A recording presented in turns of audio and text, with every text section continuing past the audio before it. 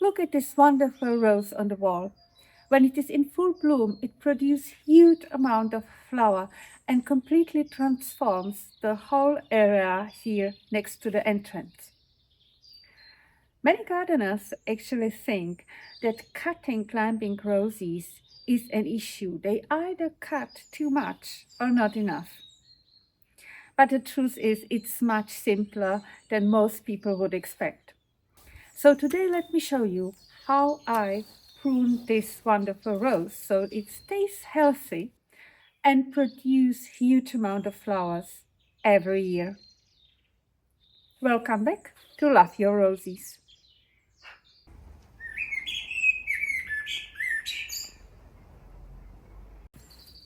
Hi, I'm Sonja, a passionate rose gardener with garden full of roses.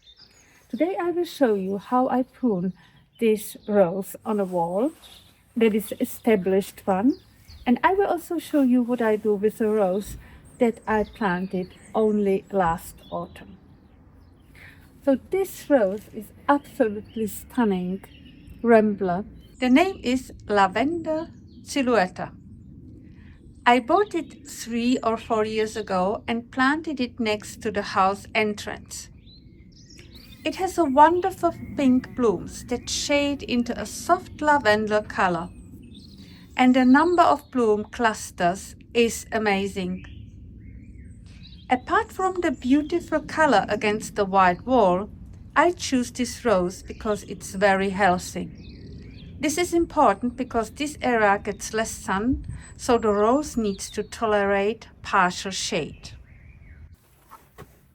Pruning is very important for every rose, but for climbers and ramblers it's even more important because they need structure and shape and a good cut so that they produce many blooms in the coming season. So let's start. The main canes that come from the base of the rose are the ones that provide rose structure. You can see them quite well here or here. Then the side shoots that come from the main canes are the ones that gives you the flower. I first have a look how the rose grew last year.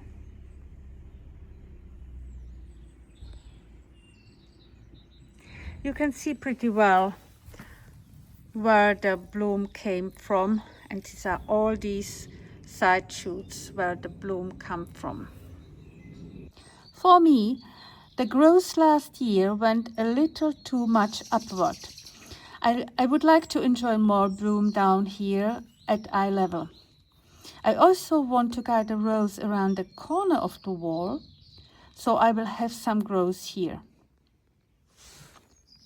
Now I start cutting the side shoots.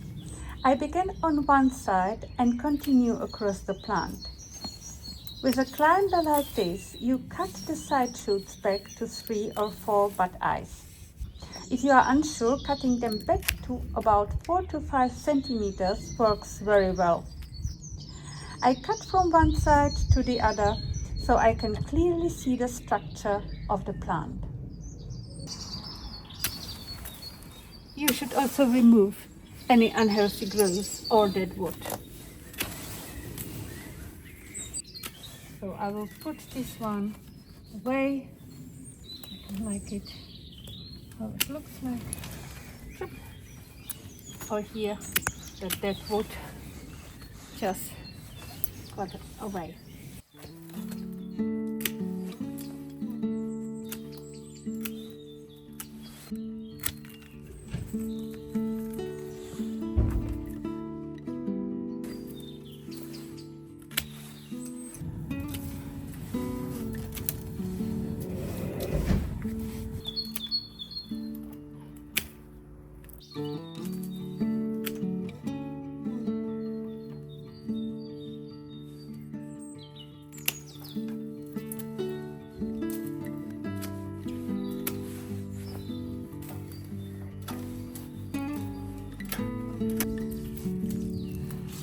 Remove all the old leaves from last season because they carry on a lot of diseases and you don't want to bring these diseases over to the next year. So like this, very easy, and all is quite clean up. I have to come later to this one because I would like to provide it a little bit more structure. So I have to buy and put some trellis here on this side so that it can actually bloom here as well.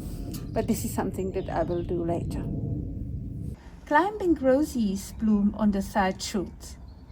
To encourage more blooms, it helps to guide the canes into a slightly horizontal position. When the canes grow more horizontally, the rows produce more flowering shoots. To do that, I bind the canes to the structure using a flexible plastic band. You can find this in almost any gardening shop. Finally, I clean the surrounding here from old leaves. It's very important because they could carry on all the diseases from the past season. So we are ready here, and now let's go to the wonderful perfume silhouette in the backyard.